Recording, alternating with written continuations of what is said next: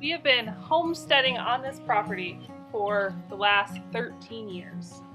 And during that time, we have poured our heart and soul into nurturing this land and these buildings and these animals as much as we possibly could.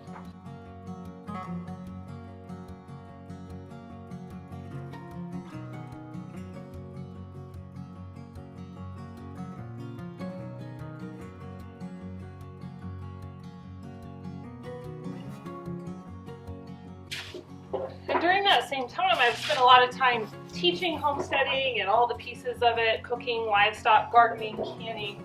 But I realized that one of the parts I haven't talked about that much is the community aspect of a homestead.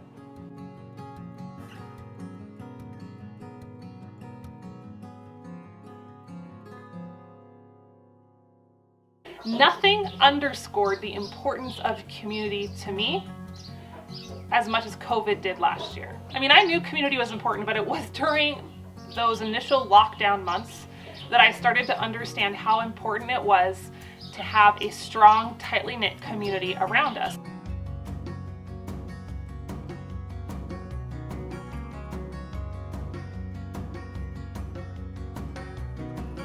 Now, if I'm perfectly honest, when we first moved here and started homesteading, I didn't really have the bandwidth to invest in the community around us.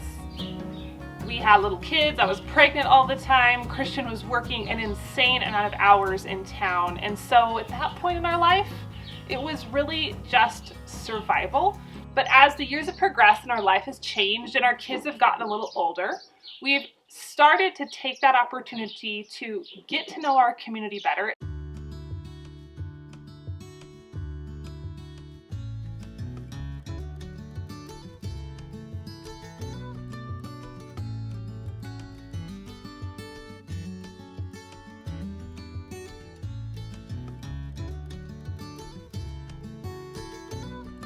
Ironically, as we get more connected as a society via our phones and our computers and social media apps, I feel like we're becoming more and more distant in real life. So I've been thinking a lot about how we can create more connection on the local front and bring back some of that old time spirit of neighboring and community and collaboration. There's something so special to me about a small town community and how they rally together when they need to and how they show up to help other people work cattle or put up barns or work on some sort of project. That's becoming rarer and rarer, and I think it's really, really special and is something to be celebrated.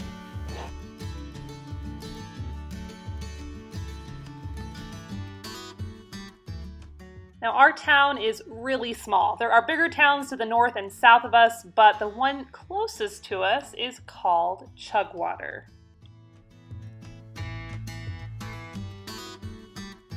So the story of how Chugwater got its name, at least how legend tells it, is that you see these bluffs in the background. This is very iconic of Chugwater. They're all over this area. The Native Americans used to run buffalo off of these bluffs to harvest them. So the legend goes that the buffalo make sort of a chug sound when they hit the ground, and they used to call this area the water, because there's a creek here, the water in the place where the buffalo chug. Chug water, and the name stuck, and you gotta admit, it's kind of hard to forget. Last year, if you recall, Christian and I bought a little fixer-upper farmhouse. I showed you a little bit of the before. It needed a lot of TLC. We've been working on it for the past year. We've really enjoyed that project. And so we started to think, what else could we do to help revitalize this little town with so much potential? And then we got a crazy idea. Probably one of my craziest ideas to date. And that's saying something. Sure, we're supposed to do this. This is a good idea. I think my overall feeling right now is mostly nausea with a teeny bit of excitement. We make a pretty good team, but this is a big project. Definitely the biggest one we've ever bit off, for sure. And probably the highest risk as far as what could go wrong and all the unknowns. Not only that, we don't know what we're doing. No clue. Absolutely no clue.